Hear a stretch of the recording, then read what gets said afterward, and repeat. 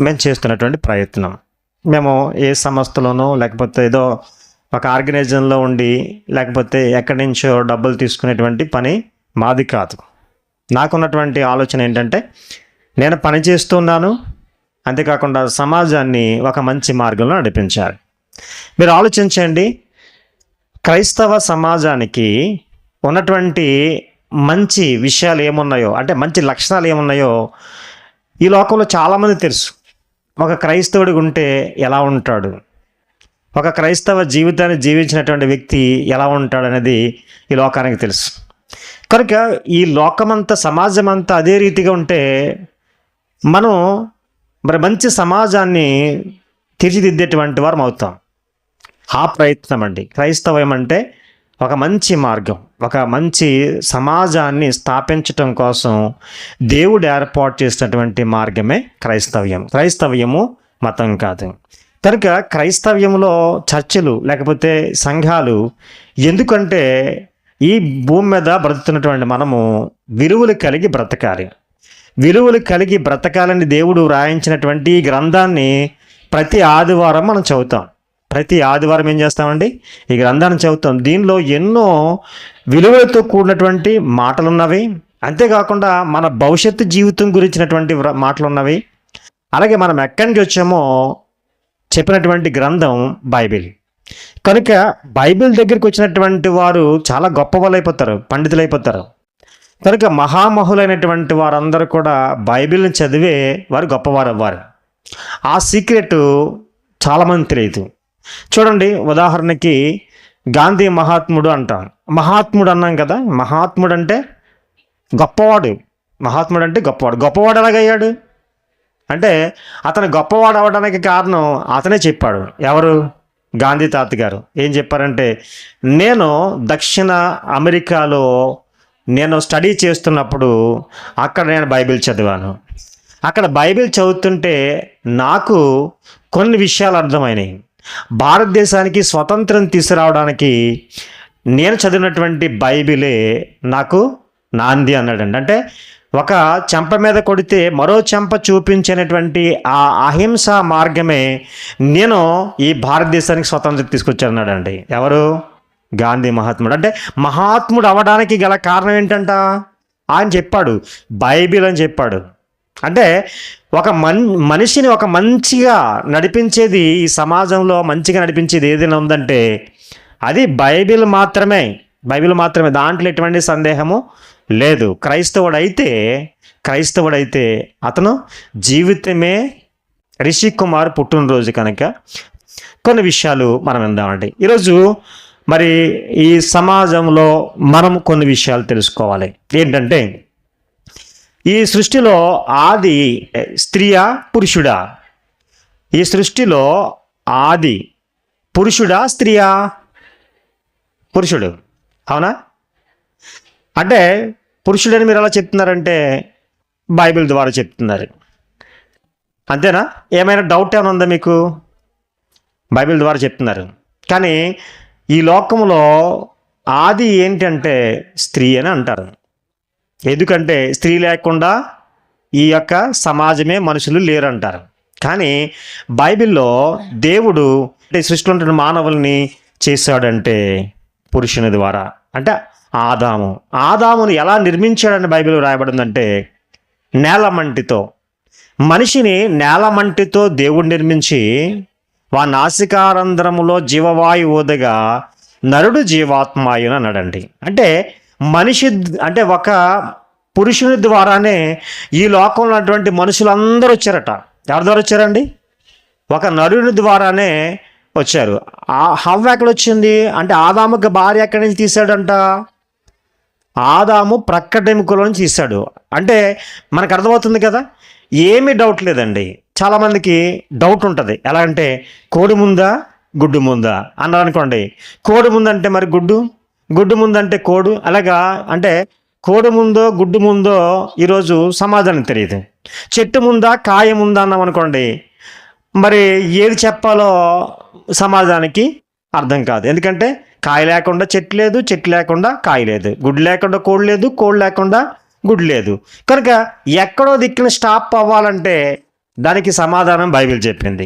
Bible ఏం చెప్పిందంటే, మరి సమస్త విత్తనములు ఇచ్చేటువంటి వృక్షాలు చెట్లను దేవుడు మొలిపించుగాకంటే భూమి మొలిపించిందంట. అంటే మొట్టమొదట ఏం చేశారు? చెట్టునే చేశాడు, తర్వాతే విత్తనం, అంటే విత్తనములు ఇచ్చేటువంటి చెట్టును చేశాడు. అలాగే ఈ భూమి మీద మనిషిని చేశాడు, అంటే పురుషుని చేశాడు. అతని పేరు ఆదాము. ఆదాములో నుంచే అంటే అన్ని విత్తనాలు కూడా ఈ భూమి మీదకి వచ్చినటువంటి ప్రతి ఒక్కరు కూడా ఎక్కడి నుంచి రావాలనుకున్నాడు? ఆదాములో నుంచే రావాలనుకున్నాడు. అందు గురించే అపోస్తల కార్యాల గ్రంథం 17వ అధ్యాయము 26వ వచనం చూడండి ఒకసారి. అపోస్తల కార్యములు 17వ అధ్యాయము 26వ వచనం.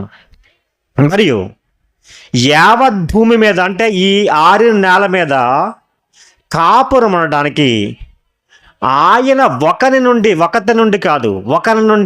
ఆమె నుంచి కాదు, ఒక అతని నుండి ప్రతి జాతి మనుషులను ఏమండి సృష్టించి, చూడండి, ప్రతి జాతి మనుషులు అంట ఎవరి నుంచి వచ్చారని చెప్పింది బైబిలు? ఒక మనుషుని నుంచి వచ్చింది అనమాట. అంటే ఇప్పుడు రిషికుమారు కూడా రావడానికి అసలే వాళ్ళ తాతలు ఎవరంటే మనిషే, ఆదామే. అర్థమవుతుందండి? ఉదాహరణకి మీకు చెప్తున్నాను చూడండి. రిషికుమారు మొట్టమొదట ఎక్కడికి వెళ్ళాలంటే వాళ్ళ నాన్నలోకి వెళ్ళాలి, వాళ్ళ అమ్మలోకి వెళ్ళాలి. ఎందుకంటే వాళ్ళ అమ్మ గర్భం గురించే వచ్చాడు. ఎవరు? రిషికుమారు. మరి వాళ్ళ అమ్మ గర్భంలోనికి రాకముందు ఎక్కడున్నాడు? ఎక్కడున్నాడు రిషికుమారు? సిగ్గేస్తుందా? వాళ్ళ నాన్న గర్భంలో ఉన్నాడు. అంటే వాళ్ళ నాన్న గర్భములో నుంచి వాళ్ళ అమ్మ గర్భంలోకి వచ్చి గర్భములో పిండముగా రూపింపబడి ఏమండి నవమాసాలు మోసినటువంటి తల్లి ఈ భూమి మీదకి రప్పించింది. అంటే తల్లి గర్భములోనికి ముందు రాకమునుపు ఎవరు ఉన్నాడు? తండ్రి గర్భములో ఉన్నాడు. ఎవరు? రిషికుమార్. పోనీ వాళ్ళ తండ్రి ఎవరి గర్భంలో ఉన్నాడు? నాగేశ్వరరావు గారు అనుకుంటా ఆయన పేరు. వాళ్ళ గర్భంలో ఉన్నాడు. అలా ప్రతి ఒక్కరు వెనక్కి వెళ్ళిపోతే అందరము కూడా మొట్టమొదట ఆదాం అనేటువంటి ఆయన గర్భములో ఉన్నటువంటి వారము. మరి ఆదాం ఎక్కడున్నాడు? ఆదాం ఎక్కడ వాడంటే లూకా సువార్త 3వ అధ్యాయము చివరి వచనం చదవండి. లూకా సువార్త 3వ అధ్యాయము చివరి వచనం. కేయినాను ఎనోషుకు, ఎనోషు సేతుకు, సేతు ఆదాముకు, ఆదాము దేవునికి కుమారుడు అంట. అర్థమవుతుందండి? అంటే ఆదాము అనేటువంటి ఆయన ఈ మొట్టమొదటి మనిషి దేవుని కుమారుడట. ఆదాము దేవుని కుమారుడు అంటే ఆదాములో నుంచి వచ్చినటువంటి మనమందరము ఎవరి కుమారులము? దేవుని కుమారులం అండి. ఈ భూమి మీద అమ్మ, నాన్న, అక్క, చెల్లి అని మనం పిలుచుకున్నాం, కానీ మనమందరము ఈ భూమి మీదకి ఒకరి నుంచి వచ్చినటువంటి వారమే. అలా గర్భాలు దాటుకుంటూ ఈ భూమి మీదకి వచ్చాము. ఈ భూమి మీద ఆరిండేళ్ల మీద ఎన్నో కోట్ల మంది ఈ కాలగర్భంలో కలిసిపోయారు. ఇప్పుడున్నటువంటి ప్రపంచ జనాభా ప్రకారంగా 800 కోట్ల మంది, 860 కోట్ల మంది జనాభాగా ఉన్నారు. కనుక ఈ జనాభా అంతా ఎవరి పిల్లలు అని బైబిల్ చెప్తుందంటే దేవుని పిల్లలు. మరి మనమే, ఈ భూమి మీద ఉన్నటువంటి మనమే, మరి మీరు ఆ కులం, మేము ఆ కులమని, మీరు ఆ జాతి అని, మేము ఈ జాతి అని, ఇలా జాతులుగా కులాలుగా విభాగింపబడుకున్నాం. ఎవరంటే మనమే. ఎందుకంటే కొన్ని వర్గాలుగా వృత్తులను బట్టి కులాలు వచ్చేసినాయి. ఏ వృత్తి చేస్తున్నారో ఆ వృత్తిని బట్టి కులాలుగా విభాగించారు కూడా. ఆ రోజు విభాగించారు. కనుక ఈ సమాజంలో ఈ వివిధమైనటువంటి వృత్తులను బట్టి, ఆ యొక్క ప్రదేశాలను బట్టి మనుషుల్ని పిలుస్తున్నారు. కానీ మనమందరము ఎవరి పిల్లలము? దేవుని పిల్లలమండి. ఆలోచించేయండి. సరే, ఇక్కడ వరకు మనకు అర్థమైంది మనమంతా దేవుడి నుంచి వచ్చినటువంటి వారమని అర్థమైంది. దేవుని పిల్లల మనం ఎలాగయ్యాం? అసలే దేవుని ప్రమేయం ఏంటండి? ఈరోజు నేను మందులు వాడుతున్నాను, అలాగే నా భర్త గారు మందులు వాడారు, మేము హాస్పిటల్కి పోతుంటే మాకు పిల్లలు పుట్టారు. దేవుడు ఇక్కడ దేవుని ప్రమేయం ఏంటి అని అనుకుంటున్నారు. నిజమేనా? అవును. చాలామంది ఆలోచన. చాలామంది నిజంగా హాస్పిటల్ వల్లే, ఒకవేళ మనుషుల వల్లనే ఒకవేళ గర్భవతులుగా అయితే ఈరోజు సంతాన సౌఫల్య కేంద్రాల్లో కూడా ఏమండి పిల్లలు మరి కంటారు అని చెప్పి వారు కూడా మెడిసిన్ ఇచ్చి విఫలమైనటువంటి వారు, ఏమండి, గొడ్రాలుగా ఉన్నటువంటి వారు ఈ భూమి మీద చాలామంది ఉన్నారా లేరా? మన గ్రామంలోనే చాలామంది ఉన్నారు. వాళ్ళు కూడా మెడిసిన్ వాడి వాడి వాడి మా వల్ల అవ్వదనుకున్నటువంటి వారు ఉన్నారు. కానండి, వాడి వాడి వాడి దేవుని దగ్గరికి వచ్చి దేవుని దగ్గర నుంచి ఫలం పొందినటువంటి వారు కూడా ఉన్నారు. అంటే మనుషులకు, డాక్టర్లకు అసాధ్యమైనది దేవునికి సాధ్యమవుతుంది అన్న సంగతి కొందరు యొక్క జీవితాల ద్వారా మనం వింటూ ఉంటాం. నా స్నేహితుడు ఒక ఆయన ఉన్నాడు, ఆయన పేరు రామకృష్ణ గారు. వాళ్ళ నాన్నగారు, వాళ్ళ అమ్మగారు ఎన్నో ప్రయత్నాలు చేశారట అండి. సుమారుగా 7 గర్భాలు, అంటే 7 సార్లు కని అలా 2వ నెలలో 3వ నెలలో ఆ గర్భాలు కన్నటువంటి వారు చనిపోతున్నారు. చనిపోతున్న తర్వాత 7వ గర్భం అంటండి. ఎవరు? ఆయన పేరు రామకృష్ణ గారు. ఆయన పుట్టారు. అంటే అప్పటి వరకు వారు చాలా చేశారు, చాలా ప్రయత్నాలు చేశారు. కానీ చివరికి ఎవరో చెప్పారంట, మీరు దేవుని దగ్గరికి పొండి, దేవుడు ఏ కార్యక్రమైనా చేయగలడు అని చెప్తే, అప్పుడు ఒకసారి వెళ్దాం అని వారు వెళ్ళి దేవుని దగ్గరికి వెళ్ళిన తర్వాత పుట్టాడు. ఆయన పేరు రామకృష్ణ గారు అని పేరు పెట్టుకున్నాడు. వాతాడు రామకృష్ణ ఆయన పేరు. ఆయన తర్వాత అంటే అంతకాలము అలా తల్లిదండ్రులు చెప్తున్నారు, మా జీవితంలో నిజంగానే ఎన్నో తిరిగేసామండి, ఎన్నో వ్యయపరిచేసాం, ఆస్తుంది, మాకు డబ్బు ఉంది, కానీ ఎవరి వలన కలిగినటువంటిది ఇదిగో ఈ దేవుని దగ్గరికి వచ్చిన తర్వాత మాకు అర్థమయ్యింది అని చెప్పారు. అంటే దేవుడు ఎంత గొప్పవాడో కొన్ని జీవితాల ద్వారా మనకి అర్థమవుతున్నాయి. ప్రేమైన దేవులారా, నిజంగా బైబిల్లోకి వెళ్తే బైబిల్ చెప్పింది అసలు ఈ మానవ దేహానికి మూలం, ఈ కారణం ఎవరంటే దేవుడు. ఎందుకంటే ఆలోచన చేయండి, దేవుని యొక్క ఆలోచన ఎలా ఉంటుందో చూడండి ఒకసారి యెషయా గ్రంథం 44వ అధ్యాయము 2వ వచనం చదవండి. నిన్ను సృష్టించి గర్భములో నిన్ను నిర్మించి నీకు సహాయము చేయువాడునైనా యెహోవా ఇలాగూ సెలవిస్తున్నాడండి. ఇక చూడండి ఒకసారి, చాలా జాగ్రత్తగానండి. మనల్ని సృష్టించి గర్భములో మనల్ని నిర్మించి నీకు సహాయం చేస్తున్నాడు. అంటే ఈ గర్భములో, ప్రతి స్త్రీ గర్భములో ఎవరు నిర్మిస్తున్నారంట? దేవుడు నిర్మిస్తున్నాడట. ఒకసారి ఆలోచించండి, దేవుడు నిర్మించాడా, మనుషులు నిర్మించారో ఒక్కసారి మీరు ఆలోచించేయండి. జాగ్రత్తగా వినాలి మీరు, ఇలా లిజన్ కేర్ఫుల్లీ, జస్ట్ ఇలా చూడండి ఒకసారి. ఏమంటే ఏ స్త్రీనైనా ఈరోజు అడగండి, గర్భవతిగా ఉంది కదా, గర్భము ధరించిన తర్వాత ఆమె గర్భవతి అని నిర్ధారణ అవటానికి కొంత టైం పడుతుంది, అవునా? గర్భవతి అనే సంగతి ఆమెకు తెలియదు. ఏమండి, ఆమె గర్భము ధరించిందో లేదో తెలియడానికి టెస్ట్ చేస్తేనే కానీ అర్థం కావట్లేదు. అదేంటి, తనకు తెలిసిపోవాలి కదా, నేను గర్భము ధరించిన సంగతి తెలిసాను కదా, తెలియదు. ఎందుకంటే అది దేవుడికే తెలుసు. బైబిల్లో ఒక మాట ఉంది, ఒకసారి చూడండి. కీర్తన గ్రంథం 139వ అధ్యాయము 16వ వచనం. కీర్తన గ్రంథం 139వ అధ్యాయం 16వ వచనం చదవండి. నేను పెండమునై ఉండగా నీ కన్నులు నన్ను చూచినాను. అంటే దేవుని కన్నులు పెండమునై ఉండగా చూసినంట. ఈరోజు గర్భవతి అని తెలిసినటువంటి ఏ తల్లి అయినా పెండముగా ఉండగా చూసిందా? లేదు. పోనీ కన్నటువంటి తండ్రి అయినా పెండముగా ఉండగా చూశాడా? చూడలేదు. అంటే తండ్రి చూడలేదు, తల్లి చూడలేదు, మరి ఎవరు చూశారని చెప్తున్నది బైబిల్? దేవుడు చూశాడట. అంటే దేవుడు చూశాడు. ఇప్పుడు నిర్మాణం ఎవరు చేస్తున్నాడట? గర్భములో నిర్మాణం దేవుడు చేస్తున్నాడు. జాగ్రత్త వినండి, ఇంకొక విషయాన్ని చెప్తున్నాను. గర్భవతి అవుతుంది కదా, తల్లి గర్భవతి అవుతుంది కదా, నెలలు నిండి కొద్దిగా పొట్ట పైకి వస్తూ ఉంటుంది, దాన్ని బట్టి చూస్తుంది, ఆకారం చూస్తుంది. ఏమంటే గర్భములో డాక్టర్ గారి దగ్గరికి వెళ్ళిచే అంటాడు, నీకు ఉమ్మనీరు తక్కువగా ఉంది అన్నాడు. ఏంటి ఉమ్మనీరు తక్కువగా ఉందా అంటే, ఇప్పుడు శిశువు ఎక్కడుంది? నీటిలో ఉందా? ఎస్, నీటిలో ఉంది. అంటే నీటిలో శిశువు పెరుగుతుంది. శిశువు గర్భములో నీటిలో పెరుగుతుంది. ఈరోజు ఒకవేళ మనిషిగా ఉన్నటువంటి మనము నీటిలో మునిగి ఉంటే ఏమవుతాం? రోజులు కాదు, నిమిషాల్లో చనిపోతారు. చాలామంది ఈ మధ్య సముద్రంలోకి వెళ్ళి సరదాగా వెళ్ళి కేరింతలు కొట్టుకుంటూ ఆ లోతులు మునిగిపోతున్నారు. గోదావరిలో బీచ్కి వెళ్ళి సరదాగా ఆడుకుంటూ మునిగిపోతున్నారు. ఎందుకంటే నీటి మునిగితే ఏమైపోతాడు? మనిషి చనిపోతాడు. మరి గర్భములో ఉమ్మ నీటిలో చావలేదా? చావలేదండి. అంటే ఆలోచన చేయండి, మనిషిని దేవుడు ఒక గర్భములో పెంచుతున్నాడు. ల్యాబొరేటరీగా స్త్రీ గర్భాన్ని ఉంచాడు, ఆ గర్భములో పెరుగుతున్నాడు మనిషి. అంటే తల్లికి తెలియదు ఎముక ఎప్పుడు ఎదిగిందో తెలుసండి. ఒకసారి బైబిల్లో ఒక మాట చదువుదాం చూడండి. బైబిల్లో ఒక మాట చదువుదాం. ప్రసంగి గ్రంథం చూడండి. సైన్స్కి అర్థం కానిది బైబిల్ చెప్పింది. ప్రసంగి గ్రంథం 11వ అధ్యాయం 5వ వచనం చదవండి. ప్రసంగి గ్రంథం 11వ అధ్యాయం 5వ వచనం.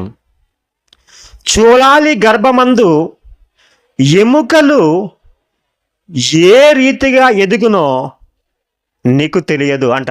మీకు అర్థమవుతుందా? అంటే ఏ తల్లైనా నా బిడ్డ చెయ్యి ఎప్పుడొచ్చింది అన్న సంగతి చెప్పగలదా? కాలు ఎప్పుడొచ్చింది అన్న సంగతి చెప్పగలదా? తన బిడ్డే కదా. తన బిడ్డ అయినా తన రూపం ఏ రూపమో తెలియదు, తన కలర్ ఏంటో తెలియదు, తన ఎముకలు ఎప్పుడు వచ్చినాయో తెలియదు, తన యొక్క మాంసం ఎప్పుడు వచ్చిందో తెలియదు, తన గుండె ఎప్పుడు, ఆ బిడ్డకు గుండె ఎప్పుడు తయారవుతుందో తెలియదు, అవయవాలన్నీ కూడా ఎప్పుడు తయారవుతున్నాయో తల్లికి తెలియదు. అంటే తల్లి ప్రమేయం లేకుండా గర్భములో రెడీ చేస్తుంది ఎవరని చెప్పాడండి? దేవుడు అని చెప్పాడండి. అంటే నిన్ను సృష్టించి అంటే గర్భములో నిన్ను నిర్మించి నీకు సహాయం చేయవాడు ఎవరంటే దేవుడు. అంటే దేవుడు ఉన్నాడు. దేవుడే ఈ భూమి మీదకి మానవులకి కావాలని ఆకారాలను గర్భములో తయారు చేస్తున్నాడు. ఈ నిర్మాణం వెనక ఎవరున్నారండి? దేవుడు ఉన్నాడు, మర్చిపోకండి.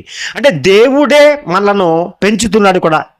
చూడండి, రిషి కుమార్ ఈరోజు 4వ సంవత్సరంలోకి ప్రవేశించాడు. అంటే ఇప్పుడు తన యొక్క హైట్ చూస్తారు. స్కూల్లో హైట్ చూస్తే అడుగున్నారో లేకపోతే 2 అడుగుల లోపు ఉంటాడు. మళ్ళా సంవత్సరం మళ్ళా చూస్తారు హైటు. ఏమైనా ఏ తల్లిదండ్రులైనా ఏమైనా పెంచడానికి ఏం చేస్తారండి? ఏమి చేయరండి. ఎదగాలన్నా ఎదగపోవాలన్నా ఎవరి చేతిలో ఉందంటే దేవుని చేతిలో. హైట్ రోజులు మనకు తెలియకుండానే మా బాబు ఆటోమేటిక్గా నాకంటే కొంచెం హైట్ అయిపోయాడు 10th క్లాస్ వచ్చేసరికి. మాకు తెలియదు అంటే మా ప్రమేయం లేదు. మేము ఫీడింగ్ ఇస్తున్నాం అంతే, భోజనం పెడుతున్నాం, మేము పెట్టేది కూడా తక్కువే. ఆటోమేటిక్గా దేవుడు ఏం చేస్తున్నాడండి? మనల్ని దినదినము ఏం చేస్తాడు? వృద్ధి కలిగి చేస్తున్నాడటండి. దేవుని యొక్క ఆలోచన ఎటువంటిదంటే, దేవుని యొక్క ప్రణాళిక ఎటువంటిదంటే మన మీద చాలా గొప్పదండి ఈ భూమి మీద. కానీ దేవుని గురించి ఒక్క క్షణం మనం ఆలోచించలేదండి. తెలుసండి, ఆయన ఒక కుమ్మరివాడిగా, ఆయన ఒక మట్టి కుమ్మరివాడు ఎలాగైతే పాత్ర చెక్కాలో అలా పాత్రను చెక్కినట్టండి. ప్రియమైన దేవుని పిల్లారా, ఒకసారి బైబిల్ గ్రంథంలో మా మాటను చూడండి. ఒకసారి యెషయా గ్రంథం 49వ అధ్యాయం, యెషయా గ్రంథం 49వ అధ్యాయం 16వ వచనం చదవండి. యెషయా 49:16 చదవండి ఒకసారి. యెషయా గ్రంథం 49:16 చదవండి ఒకసారి. చూడుము, నా అరచేతుల మీద నిన్ను చెక్కుని ఉన్నానంటున్నాడు. అంటే దేవుడు అరచేతుల మీద చెక్కున్నాడట. దేవుడు చెయ్యి మన గర్భంలోకి ఎప్పుడు వచ్చింది అనుకోకండి. దేవుడు బైబిల్లో దేవుడు అనేటువంటి మాటకి ఇచ్చిన డిఫరెన్స్ ఏంటి తెలుసండి? ఆత్మ. దేవుడు ఎవరండి? ఆత్మ. దేవుడు ఎక్కడైనా నివసించగలడండి. దేవునికి ఒక స్థలాన్ని మనం కేటాయించడానికి దేవుడు మనము నిర్మించుకుంటే నిర్మాణమైనటువంటి వాడు కాదు. దేవుడు నిర్మించుకుంటే మనం నిర్మాణం అయ్యాం, కానీ మనము నిర్మించుకుంటే దేవుడు నిర్మాణం అవ్వలేదు. ఎందుకంటే దేవుడు చూడండి, ఒక భూమి ఆలోచించేయండి ఎంత పెద్దది. ఎంత పెద్ద దానిని చేయాలంటే దేవుడు ఇంకెంత పెద్దగా ఉండాలి. చంద్రుడు ఎంత పెద్దది. ఇంత పెద్దదాన్ని చేయాలంటే ఇంకా దేవుడు ఎంత పెద్దగా ఉంటాడు. ఒకసారి చూడండి, ఆలోచించండి. అందు గురించే భక్తుడు ఎవరు సొలొమోను అంటాడు. చూడండి, దేవుని గురించి ఆయనకు అర్థమైంది. చాలా జ్ఞాని, గొప్ప జ్ఞాని అయినటువంటి సొలొమోను అంటాడు. ఒకసారి ఆ మాట చూడండి. రాజుల మొదటి గ్రంథం 8వ అధ్యాయం 27వ వచనం చదవండి. నిశ్చయముగా దేవుడు ఈ లోకమందు నివాసం చేయడం. అంటే దేవుడు నివసించడానికి ఈ భూమి మీద ప్లేస్ సరిపోదండి. ఎందుకంటే నిజంగా ఆకారములో దేవుణ్ణి గనక చూస్తే ఈ భూమి మీద సరిపోదు. అందు గురించి దేవుడు ఏమై ఉన్నాడని చెప్పాడంటే ఆత్మ అయి ఉన్నాడు. చూడండి, నిశ్చయముగా దేవుడు ఈ లోకములో నివాసం చేయడు. చూడండి, ఆకాశ మహాకాశములు సహితము నిన్ను సొలొమోను అంటున్నాడండి, ఒక జ్ఞాని. అతని జ్ఞానం వినటానికి ఖండాంతరాల నుంచి ఆయన దగ్గరికి వచ్చారు. ప్రపంచంలో అతని వంటి జ్ఞానవంతుడు ఇంకెవరు లేరంటే పుట్టబోరట. అటువంటి జ్ఞాని అంటున్నాడు, ఆకాశ మహాకాశములు నిన్ను పట్టజాలవట. అంటే దేవుడు అంటే మనం అనుకున్నట్లుగా ఉండడండి. దేవుడు అంటే మనం అనుకున్నటువంటిది వాడు కాదు. ఈ భూమిని, ఈ సృష్టిని అంతటిని చేసినటువంటి వాడు ఆయన యొక్క, ఒకవేళ మనం ఆయనకి ఏమైనా మందిరాలు లేకపోతే గుడి కట్టాలంటే సరిపోదట. ఆకాశ మహాకాశములు నిన్ను పట్టజాలవు అన్నాడండి. అంటే దేవుని ఆకారం ఎంత పెద్దదో, ఎంత గంభీరమైనది చూసారా? అర్థమవుతుందండి. అటువంటి ఆయన, అంత ఉన్నతమైనటువంటి ఆయన మన హృదయములో, ఈ చిన్న దేహములో నివసించడానికి దేవుడు ఇష్టపడిపోతున్నాడు. ప్రియమైన దేవుడు, ఆలోచన చేశారా? ఈ దేహములోకి, ఈ గర్భములోకి వచ్చండి, అంత ఉన్నతమైన ఆయన గర్భములో మనల్ని రూపించడానికి ఆయన హస్తాలు ఏం చేసినట్ట అండి? సహాయం చేసి అంట అరచేతిలో ఈ గర్భములో మనల్ని చెక్కేసుకుంటున్నాడట దేవుడు. ఎలా అంటే యెషయా గ్రంథం చూడండి సారి, యెషయా గ్రంథం 64 అధ్యాయం, యెషయా గ్రంథం 64 అధ్యాయం 8వ వచనం చదవండి. యెషయా గ్రంథం 64:8 చదవండి సారి. యెహోవా నీవే మాకు తండ్రివి అంటున్నాడండి. ఏమంటే దేవుడు మనకి తండ్రి అంట. ప్రతి ఒక్కరు ఒప్పుకోవాలండి, దేవుడు మనకి తండ్రి. దేవుడు అనగానే తండ్రి, ఆత్మలకు తండ్రి. ఈ భూమి మీద ఉంటుంది ప్రతి ఒక్కరికి తండ్రి దేవుడు ఒక్కడే. ఆ ఒక్కడి నుంచే మనం అంత వచ్చాం. దేవుడు ఒక్కడే అని చెప్పిందండి బైబిల్. దేవుడు ఎంతమంది అండి? దేవుడు ఒక్కడే, ఓన్లీ వన్ గాడ్. ఆ గాడ్ నుంచే మనం అంతా వచ్చామని చెప్పడం జరిగింది. ఇక్కడ చూడండి, యెహోవా నీవే మాకు తండ్రివి, మేము జిగటమన్ను, నీవు మాకు కొమ్మరి వాడవు, మేమందరము నీ చేతి పనిమై ఉన్నామంటున్నాడు. చూడండి, ఆలోచన చేశారా?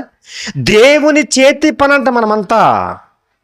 ఏంటి, ఈ భూమి మీద ఈ మానవ ఆకారాలతో ఉన్నటువంటి మనమంతా దేవుని చేతి పని. ఎప్పుడైనా గమనించారండి? మనం రిషికుమారు ఈరోజు పుట్టినరోజు చేస్తున్నాం మనం, ఆయన కూడా దేవుని చేతి పని. దీనిలో కుల మతాలు లేకపోతే ప్రాంతీయ వర్గాలు ఏమీ లేవండి. ఈ భూమి మీదకి వచ్చినటువంటి మనమందరము కూడా దేవుని చేతి పని. అయితే ఈ భూమి మీదకి వచ్చినటువంటి మనమందరము కూడా ఎవరిని తెలుసుకోవాలండి? ఎవరిని తెలుసుకోవాలండి? దేవుని తెలుసుకోవాలి. కానండి ఈరోజు దేవుని తెలుసుకునేటువంటి ఆలోచన ఈరోజు మనిషికుందా? లేదండి. దేవుడు ఎక్కడో ఉంటాడు, ఆయన గురించి మనకెందుకు అనుకున్నారు. ఆలోచన మారిపోయిందండి. హృదయం అంటే ఏమైపోయిందంట? అంధకారం అయిపోయిందట. హృదయం అంధకారం అయిపోయిందట. ఏం చేశారు చూడండి ఒకసారి. రోమిల్ రాసిన పత్రిక మొదటి అధ్యాయము, రోమిల్ రాసిన పత్రిక మొదటి అధ్యాయం 22వ వచనం చదవండి. 22వ వచనం, వారి అవివేక హృదయము అంధకారం అయిపోయిందంట. అంటే మనిషి యొక్క హృదయం ఏమైపోయిందంట? అంధకారం అయిపోయిందంట. అంధకారం అంటే ఏంటి తెలుసా? చీకటి, అంటే ఏమీ కనిపించదు. హృదయం అంధకారం అయిపోయిందంటే ఏమని తెలుస్తుందా? ఈరోజు మనిషికి కూడా ఏమీ తెలియట్లేదండి. ఎందుకంటే అంధకారం అయిపోయిందట. వారి అవివేక హృదయం అంధకారమయ్యను. తర్వాత వారు జ్ఞానులమని చెప్పుకొనుచు బుద్ధిహీనులు అయిపోయారటండి. ఈరోజు మానవ సమాజము జ్ఞానులమని చెప్పుకుని బుద్ధిహీనులు అయిపోయారని చెప్తుంది బైబిల్. ఎందుకంటే అంధకారం అంటే వారి హృదయం అంట అంధకారం అయిపోయిందట. ఇక చీకటి అయిపోతే, హృదయం చీకటి అయిపోతే ఏం కనిపిస్తుంది? ఏమీ కనిపించదు. అంధకారం అయిపోయింది, చీకటి అయిపోయింది, ఏమీ కనిపించట్లేదు. కనుక వారు జ్ఞానులమని చెప్పుకుంటున్నారు కానీ బుద్ధిహీనులు అయిపోయారని చెప్తున్నాడు. తర్వాత మాట చదవండి. వారు అక్షయుడగు దేవుని యొక్క మహిమను క్షయమగు మనుషుల యొక్కయు, పక్షుల యొక్కయు, చతుస్పాద జంతువుల యొక్కయు, పురుగుల యొక్కయు ప్రతిమా స్వరూపములుగా మార్చేశారట. ఎవరండి? ఈ భూమి మీదకి వచ్చినటువంటి మనిషి, దేవుని ఆకారంలో దేవుడు నిర్మించుకున్నటువంటి ఈ మనుషులు, దేవుడి కావాలని తన ఆకారంలో చెక్కున్నటువంటి మనుషులు, ఈ మనుషులందరూ కూడా దేవుని తడవలాడి కనుగోవాలని కోరుకున్నటువంటి ఈ మనుషులు, ఈ హృదయం ఏమైపోయిందంట? అంధకారం అయిపోయిందట. అంధకారం అయిపోయినటువంటి వీరు ఏం చేశారట? ఈ లోకంలో ఉన్నటువంటివన్నిటినీ ఏం చేశారు? ప్రతిమా స్వరూపాలుగా చేశారని రాయబడి ఉంది. ఆలోచన చేశారా? దేవుని యొక్క స్వరూపాన్ని మార్చేశారు. దేవుడు అక్షయుడు, ఆయన మహిమా స్వరూపి, ఆయన్ని ఇప్పుడు క్షయమైనటువంటి వస్తువులుగా మార్చేశారట. ఆలోచన చేశారు. ఎవరండి?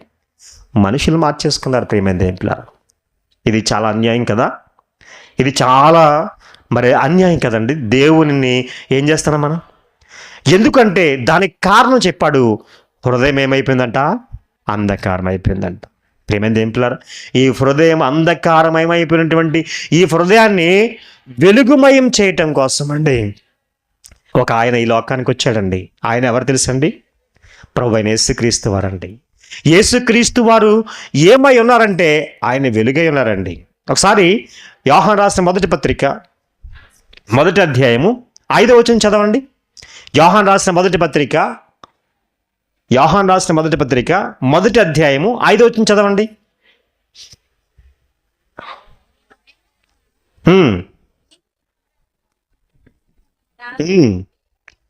ఏమండి? దేవుడు వెలుగై ఉన్నాడట.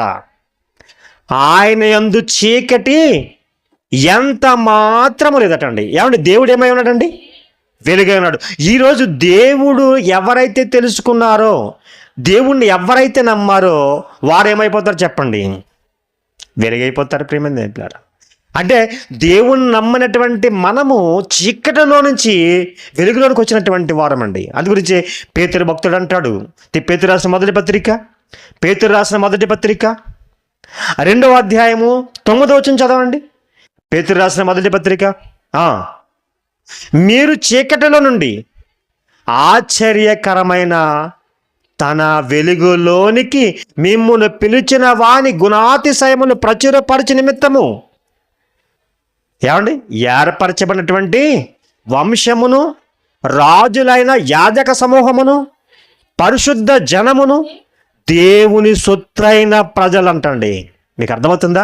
అంటే అంధకారములో నుంచి ఇప్పుడు మనం ఎక్కడికి వెళ్ళిపోతున్నామంటే వెలుగులోనికి. నిజమే ప్రియమైన దేవులారా, ఒకరోజు నా జీవితం, మీ జీవితం అంధకారమే. ఎందుకంటే హృదయం ఎలా నిండిపోయింది? చీకటితో నిండిపోయింది, అంధకారంతో నిండిపోయింది. ఏమీ తెలియదు మనకి. దేవుడు అంటే తెలియదు, ఎవరు నమ్మాలో తెలియదు. ఏమండి? బూతులాడినా అవి మంచి అనుకున్నాము. ఏమండి? మనం చెడ్డ అవన్నీ చేసినా కానీ అవి మంచి అనుకున్నాము. మోసం చేసినా మంచి అనుకున్నాం, దొంగతనం చేసినా మంచి అనుకున్నాం. ఈరోజు ఏది చేసినా తప్పుదములు ఎన్ని చేసినా అవి మంచివే అనుకున్నాం, కానీ అవి చెడ్డవన్న సంగతి మనకు తెలియలేదు. కానీ యేసుక్రీస్తుని ఎప్పుడైతే నమ్మామో వెలుగు మనలోనికి వచ్చేసిందండి. వెలుగు మనలోకి వచ్చింది. వెలుగు ఏం చేసింది తెలుసండి? మన యొక్క పాపాన్ని తీసివేసింది. మనలో ఉన్నటువంటి పాపానంతటి, చీకటినంతటిని తీసివేసింది. ఈరోజు అంధకారం పోయింది, మన హృదయం అంధకారం పోయింది. మనం వెలుగుగా, తేటగా మనకు అర్థమైపోతుంది మనం ఏం చేస్తున్నామో. మనం చేసే తప్పుదాలన్నీ కూడా మనకి అర్థమైపోతున్నాయి. ప్రియమైన దేవులారా, నిజమే. అంటే వెలుగంటే ఏంటనుకుంటున్నారు? ఒకవేళ ఇలా ఇటువంటి ఎల్ఈడి బల్బులో లేకపోతే అనుకోకండి. వెలుగంటే బైబిల్ చెప్పిందండి, డెఫినేషన్ చెప్పింది. ఎపిసోడ్ రాసిన పత్రిక 5వ అధ్యాయము 9వ వచనం చదవండి. ఎపిసోడ్ రాసిన పత్రిక 5వ అధ్యాయం 9వ వచనం. వెలుగు ఫలము సమస్త విధములైన మంచితనము, నీతి, సత్యము అను వాటిలో కనబడుతుందటండి. అంటే ఏమండి? మంచితనము, నీతి, సత్యము ఈరోజు ఒక క్రైస్తవుడిగా వాడి జీవితంలో కనిపిస్తుంది. అది ఉండాలనే దేవుడి హితబోధ తప్ప మతం మార్చుకోవాలనో లేకపోతే వస్త్రాలు మార్చుకోవాలనో, కొంతమంది బొట్టు మీరు పెట్టుకోవద్దు, మీరు పెట్టుకోండి, ఇలా గాజులు తీసేయండి, బంగారం తీసేయండి, ఈ పై వాటి కోసం దేవుడు అసలే కోరుకోలేదండి. ఈ పై వాటి కోసం ఇది ఒకరిని చూసి అలంకరణ అంతే. ఒకరికి మంచిగా కనిపించుకోవడానికి పౌడర్ రాసుకుంటాడు, పాస్టర్ రాసుకుంటాడు, రాసుకోడా? పాస్టర్ లిప్స్టిక్లు వేసుకున్నారు ఈరోజు. ఏమండి లిప్స్టిక్స్ వేసుకుని వాకింగ్ చెప్తున్నారు. వాళ్ళు ఏమంటారండి? వాళ్ళ మెడలో బంగారం తీసేయమంటాడు, చేతులు గాజులు తీసేయమంటాడు, బొట్టులు తీసేయమంటాడు. బొట్టులు తీసేసి గాజులు తీసేసి ఇది క్రైస్తవ్యం కాదు. నీకు కావాల్సింది ఏంటంటే నీ హృదయంలో పట్టినటువంటి చీకటి, నీ అంధకారం అది పోవాలి. అది పోతే నీ జీవితం వెలుగుమయం. అప్పుడు నీ జీవితం ఎలా ఉంటుంది తెలుసా? నీకు మంచి ఏంటో చెడు ఏంటో తెలుస్తుంది. సమస్త విధములైనటువంటి మంచితనము, నీతి, సత్యము అనేటువంటి అవే వెలుగు అవే యేసుక్రీస్తు వారు నా జీవితంలో ఇవ్వబోతున్నాడండి. అర్థమవుతుందండి? ప్రియమైన దేవుని రోజు మన హృదయం అంధకారం అయిపోయింది, దాన్ని తీసేసాడు. పాపముతో నిండి ఉన్నది, పాపమే అంధకారం. ఆ పాపాన్ని తీసివేయడానికి 2000 సంవత్సరాల క్రితం యేసుక్రీస్తు వారు ఈ భూమి మీదకి వచ్చారు. ఈ ప్రపంచాన్ని అంతటినీ ప్రభావితం చేశాడండి. ఈరోజు ప్రపంచ జనాభా 850 కోట్లు అయితే ప్రపంచ జనాభాలో 450 కోట్లకు పైగానే ఈరోజు క్రీస్తు యొక్క మార్గంలోనికి వచ్చేసారు, క్రీస్తును అనుసరించారు. ఈరోజు పేదవాళ్ళు ఎవరు తక్కువ కులస్తులు క్రీస్తుని నమ్ముకునే అనేవారు ఈరోజు ముందు కాదు. ఈరోజు క్రీస్తు గొప్పవారింట్లోకి వెళ్ళిపోయాడు. గొప్పవారైనటువంటి వారు క్రీస్తును సొంతం చేసుకుంటున్నారు ఈరోజు, తెలుసా? నిజమండి. గొప్పవారు సహితం వారికి అర్థమైపోయింది, మా యొక్క జీవితం అంధకారంలో ఉంది, ఇంకా అంధకారంలో నెట్టేయడానికి మా మీద ప్రయోగాలు చేస్తున్నారు. లేదు, ఆ చీకటిలో నుంచి నేను బయటికి వచ్చేసేయాలనుకుని ఈరోజు బయటకు వస్తున్నారు చాలామంది. అడ్డగించే ప్రయత్నాలు జరుగుతున్నాయి ఈ లోకంలో. చీకటిలోనే ఉంచాలనేటువంటి ప్రయత్నాలు జరుగుతున్నాయి. చీకటిలో నుంచి, అంధకారంలో నుంచి ఈరోజు యేసుక్రీస్తు వారు మనల్ని పిలుస్తున్నారండి. నీ యొక్క పాపపు చీకటి, నీ హృదయ అంధకారం పోవాలంటే ప్రభు యేసుక్రీస్తుని అంగీకరించాలి, నమ్మి బాప్తిసం పొందాలి, యేసుక్రీస్తు వారిని నమ్మాలి, యేసు ప్రభు అని నోటితో ఒప్పుకొని ఆయనలోనికి వస్తే, ఆయన చెప్పింది ఏంటంటే ఆయనలోకి వచ్చి మన ఇష్టం వచ్చినట్లుగా మనం జీవించాలని చెప్పలే. వచ్చిన తర్వాత ఒక సమాజంగా కూడుకోవాలని చెప్పాడు. సంఘం, ఆయన యొక్క స్వరక్తం ఇచ్చి సంపాదించినటువంటి ఒక సంఘముగా ఉండాలని కోరుకున్నాడు. ఆయన యొక్క సంఘముగా ఉంటే, ఆయన సంఘములో ఆయన యొక్క వాక్యాలు మనం నేర్చుకుంటుంటే గొప్ప సమాజంగా మనం తయారవుతాం. ప్రేమైన పిల్లారా, అదే కానీ ఈరోజు క్రైస్తవ్యంలో వేషధారణ క్రైస్తవులుగా ఉన్నారు. క్రీస్తుని నమ్మారు, ఏదో అవసరాలకు నమ్మారు, ఏదో శరీర కార్యాలకి యేసుక్రీస్తు వారు నమ్మారు, రక్షకుడు అనుకున్నారు. ఆ రోజు మొక్కు తీరిపోయిన తర్వాత దేవుని విడిచిపెట్టేస్తారండి చాలామంది.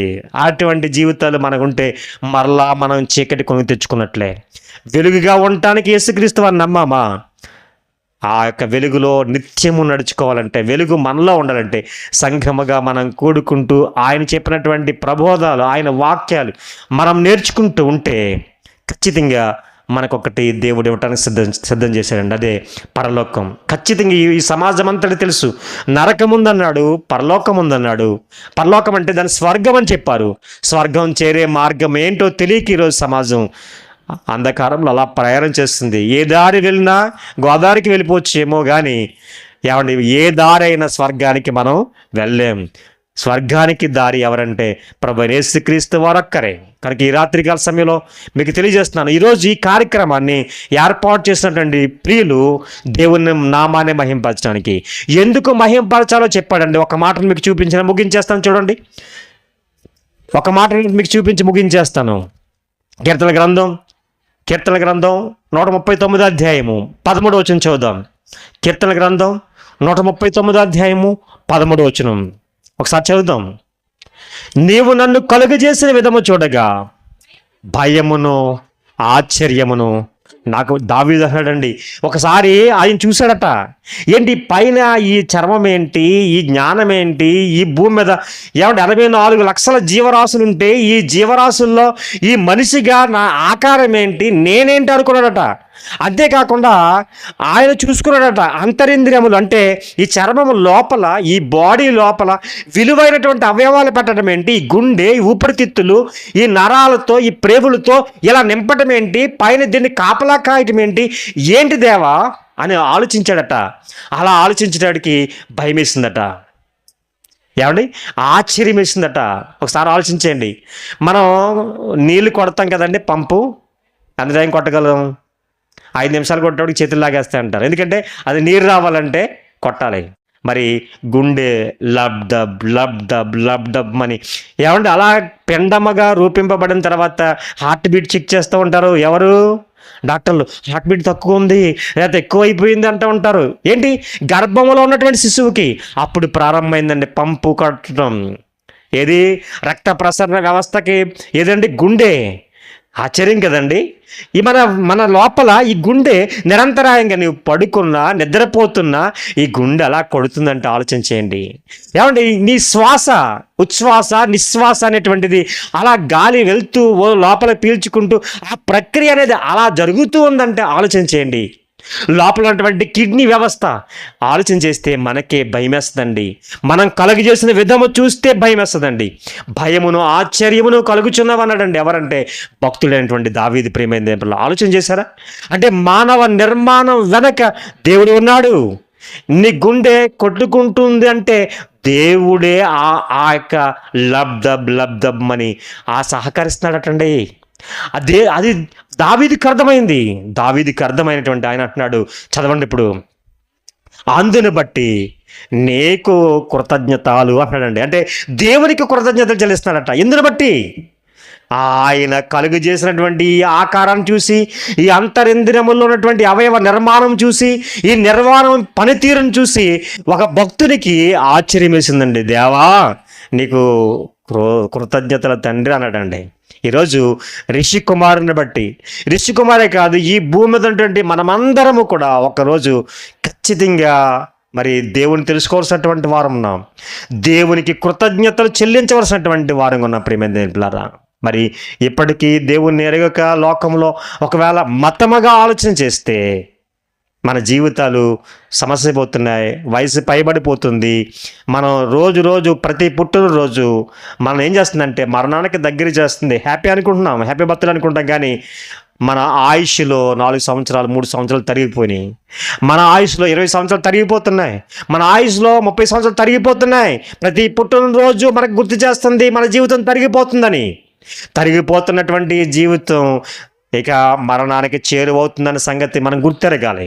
కనుక మరణం రాకముందే ప్రభువైన యేసుక్రీస్తుని నమ్మాలి. ఆయనే మన రక్షకుడు, ఆయనే నిత్య జీవానికి పరలోకానికి చేర్చేవాడు, మన పాపముల విమోచకుడు. పాప విమోచకుడు అండి ఎవరండి? యేసుక్రీస్తు వారు. యేసు రక్తము ప్రతి పాపము నుండి మనల్ని పవిత్రులుగా చేస్తుంది, వెలుగుగా చేస్తుందని మిమ్మల్ని మీ యొక్క అంధకారం తీసివేస్తుంది, నిత్య జీవానికి వారసులుగా చేస్తుంది.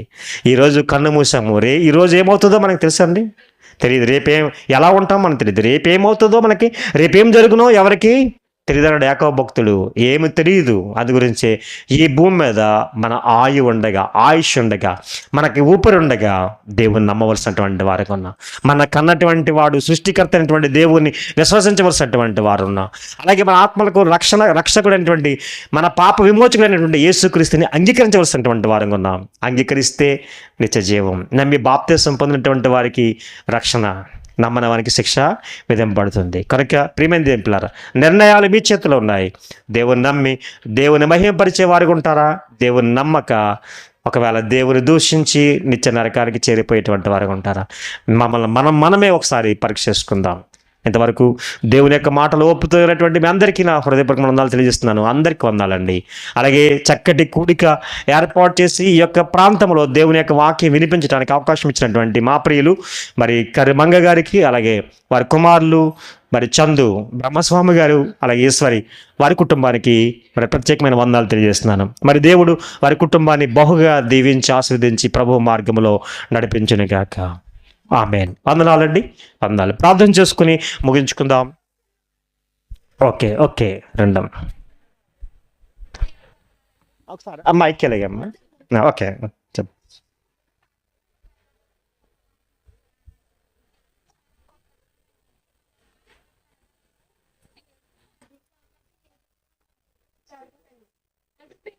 మూడో సంవత్సరం మా ఆయన బయటికి వెళ్దామని ఇజ్రాయిల్కి వెళ్దామని పెట్టుకున్నారండి. సంవత్సరాలు పట్టించుకుని కష్టాలు ఏంటి సోదం ఏంటంటే దేవుడికి మొదలుపెట్టుకొని ఇలా ఉపవాసం ఉందాం అనుకుంటున్నాను. తండ్రి విషయంలో తోడుండాలనేసి నేను దేవుడికి అడిగాను. ఇప్పటి వరకు ఇప్పుడు నేను చేస్తున్న ఉపవాసాలు ప్రతి వారం నాకు ఒక న్యూస్ పై నుంచి వస్తుందండి. అంటే సెలెక్ట్ అవ్వాలని నిన్నే ఫోన్ వచ్చిందండి.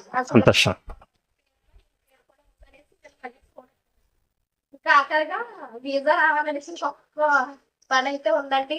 అది కూడా దేవుడు నాకు ఇప్పుడు చేస్తాడని. మీరు మీ జీవితం దేవునికి అప్పగించండి, దేవుడు ఇస్తాడు. ఓకే.